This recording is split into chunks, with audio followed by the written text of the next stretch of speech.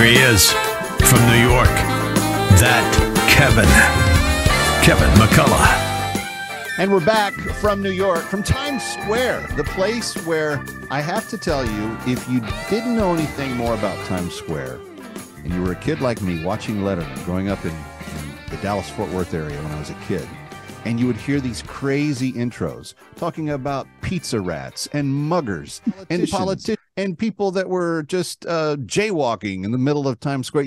You grew up fascinated by what this place was, and now to get to bring you the Kevin Show, from these very hallowed streets is really, really something. Cristyne Nicholas is my guest, and she knows that better than anyone. Cristyne, you very kindly thanked me for trying to elevate New York through the auspices of this show, and I'm glad to do it. I love the city that you and I get to be in all the time and just surround ourselves with. I think it's the greatest place on the planet, personally.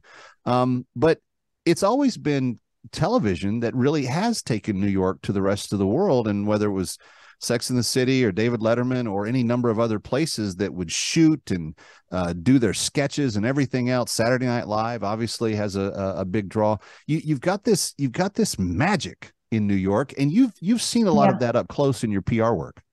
Oh, absolutely. In fact, the Today Show, for example, was when they were one of the early ones to do their sets outside, and then GMA.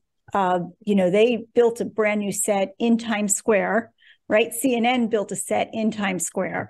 Fox is now doing stuff in Times Square, ESPN. So, it became a familiar, trusted backdrop, or whether it's in New York City and other places. But, television has really helped New York City. I mean, even when Seinfeld back in the day, the exteriors were all New York, but then they were filming it in LA. So, and that was back up until, 1993, 94, Rudy Giuliani gets in and he starts to make a fuss about all these shows that are filmed outside of New York about New York. Friends. Pretending to be New York, but just not filming here. So he then had the mayor's office of film and broadcast theater. And Pat Scott was our commissioner.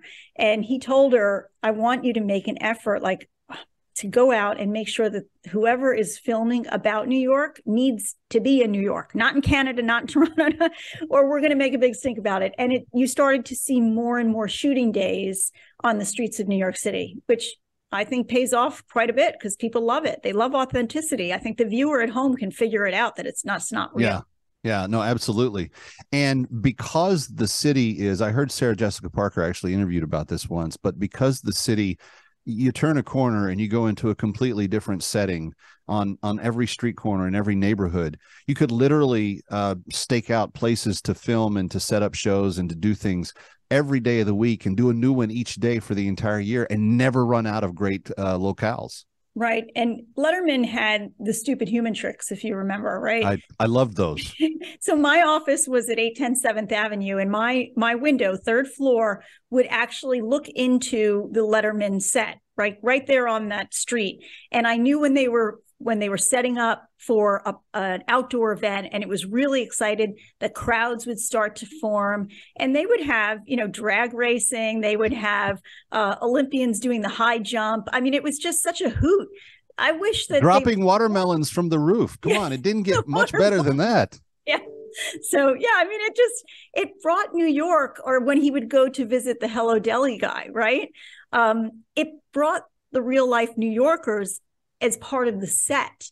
And New Yorkers are characters. We used to have this, sort of this reputation of being tough guys. But after 9/11, I think people got to see the real New York. And I think that's what Letterman tapped into probably better than anybody, because he knew that New Yorkers were really warm and fuzzy and fun.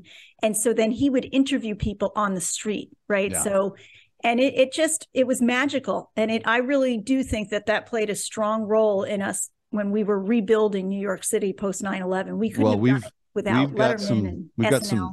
stupid human tricks up our sleeves soon, because we're about to unleash a correspondent on Times Square to re-engage some of those public with some very interesting questions from time to time. So we will be looking into that. We've only got a minute left, Cristyne. You're talking to the entire universe. Why should people come back to New York? Because it is the greatest city, and it is the most unique city, and it is your city. Trust me, you'll feel at home, and you'll be safe. And you'll have some good pizza if you go to Staten Island. That's where all the really good stuff is. She is the First Lady of New York Hospitality, as she is so introduced every Friday. Cristyne Nicholas, it's been a joy to have you with us tonight. Thank you, Kevin McCullough. Kevin McCullough from New York. That Kevin Show when we come back. Ready or not, we'll be right back. That Kevin Show with Kevin McCullough.